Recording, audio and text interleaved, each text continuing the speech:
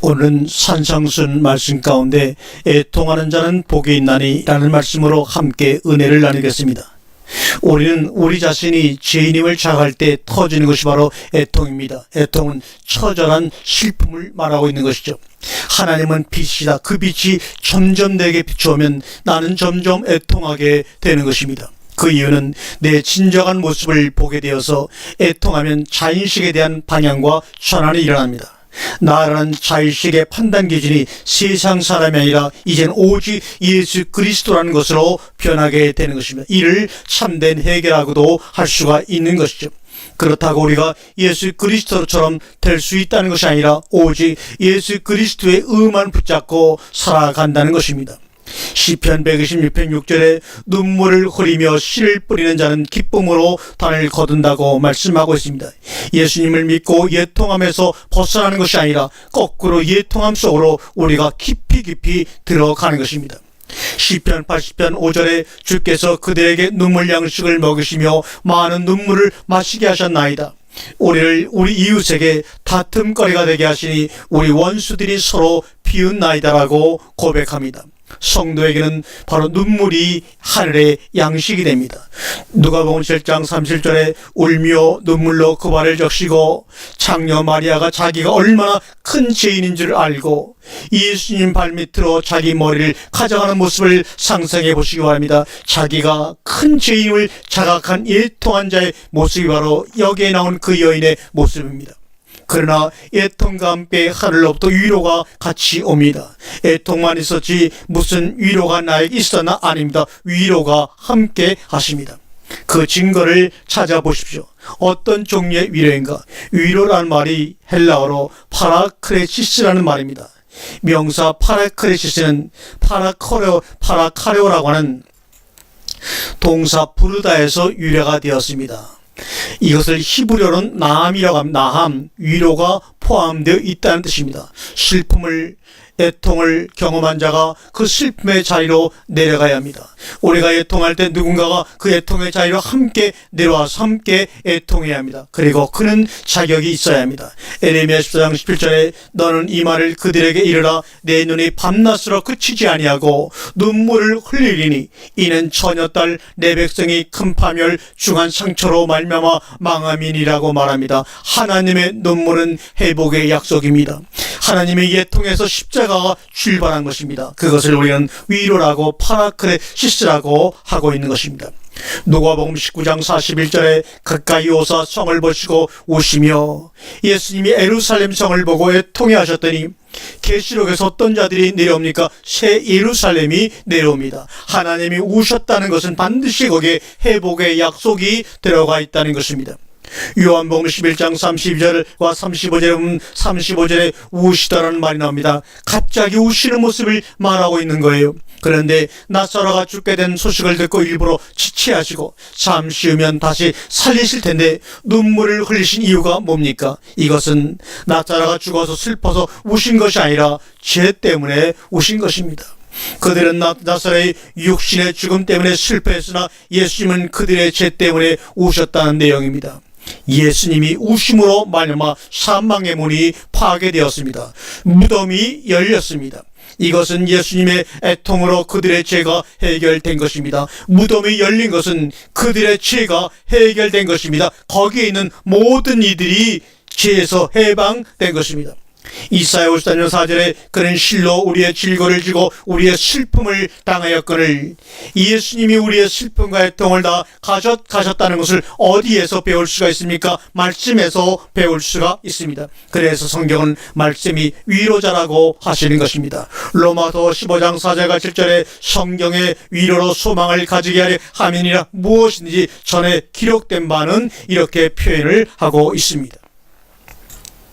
에베소 1장 4절에 신령한 복을 창세전에 내려주신 하나님께서 왜 애통의 단계를 익숙해 하실까요?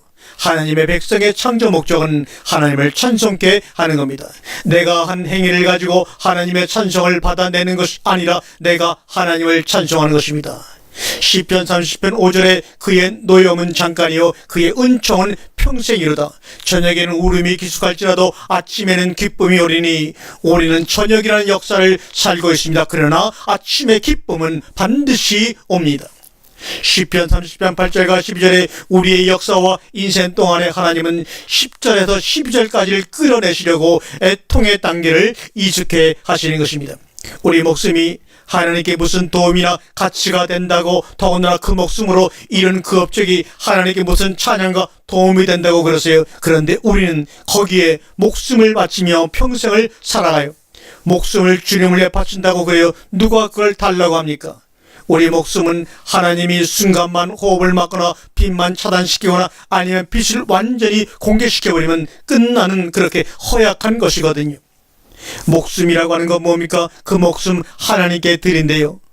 아니에요. 그 목숨 하나님 우리에게 주신 거예요. 자기 목숨 하나님께 드린다고 착각하지 마세요. 헌신, 누가 그 죽은 몸뚱어리로 맞는 것을 받는다고 그래요. 그냥 하나님이 써주시면, 어떻게 하나님이 나 같은 자를 써주시나 감사하는 마음으로 마음껏 쓰임을 받으시기를 바랍니다. 고난이요? 주를 위해 고난을 받겠다고요? 여러분이 받는 고난이 주님께 무슨 도움이 됩니까? 하나님이 당신을 위해 우리에게 고난을 허락하시면 제자들처럼 어떻게 나 같은 것을 주를 위해 고난까지 받아주세요. 이 고백이 성도의 고백입니다. 바로 이 목숨과 헌신과 고난의 자세와 고백이 애통함입니다. 이게 바로 마음이 가난한 자들입니다. 그래서 사도들이 고난 가운데서 좋아서 얼쩔 줄을 모르는 겁니다. 미친 게 아닙니다. 어떻게 나 같은 것을 위해 주의 고난을 받기에 합당한 자로 여겨주시는지, 이것이 너무나 감당할 길이 없었기에 날마다 감사하며 그들은 주님께 찬양을 드렸던 것입니다. 올바른 성도의 자유식이시니까 주를 위해 나에게 오는 것도 고난, 오는 기쁨도 고난도 기쁜 것입니다. 내가 어떻게 주를 위해 고난을 받아요? 영광이지요. 그런데 목숨까지 바친다고요? 그런 말 다시는 하지 마세요. 계속해 그런 말 한다면 여전히 자기 행위와 자기 목숨에 대해 가치 있다고 여기는 오만입니다. 그저 하나님이 인도하신 대로 따라 열심히 사세요. 거기서 열심히 나온다면 그것이 하나님이 여러분 가운데서 격발시키는 열심입니다. 실선을 다하세요. 하나님이 우리 안에 소원을 두고 행하시나니라고 말씀하시고 있습니다. 어떻게 아무것도 안 하고 견딜 수가 있습니까? 다만 자기의 의가 쌓이는 그런 행위를 하지 말라는 거지요. 예수님의 십자가로 완료된 하늘의 현실이 어떠한 것인지 알아보시길 바랍니다. 이사야 35장 10절과 이사야 51장 11절 16절에 보면 너희들의 위로는 나야, 나 딴 데서 찾으려고 하지 말라고 주님이 당부합니다. 사람들의 위로가 아니야, 세상 것들의 위로가 아니야, 나만 너희에게 참된 위로가 될 수가 있다고 이사야서 35장과 51절에 말씀하고 계시잖아요. 저건 내 위로였는데 떠나가면 어떡하지? 아니었던 거예요. 그래서 하나님이 하나하나 내가 위로로 삼고 붙잡았던 모든 것들을 끊어내시는 겁니다. 계시록 21장 3절과 7절에 이 묵시가 이미 현실이 되었습니다. 하나님을 찬송하고 감사하세요. 다른 것 없습니다. 여러분의 찬송을 받으려고 하지 마세요. 여러분의 실체를 위장하거나 감추지를 마세요. 애통하세요. 그러나 이미 십자가에서 그 애통이 해결되었으므로 위로를 받으시기를 바랍니다. 하나님은 구약으로 성도를 애통케 하시고 신약의 은혜로 성도를 위로하시는 겁니다. 이게 역사고 우리의 인생입니다. 애통 자체가 세상 사람들과의 온전한 구별임을 여러분 아시기를 주님의 이름으로 간절히 축원을 드립니다.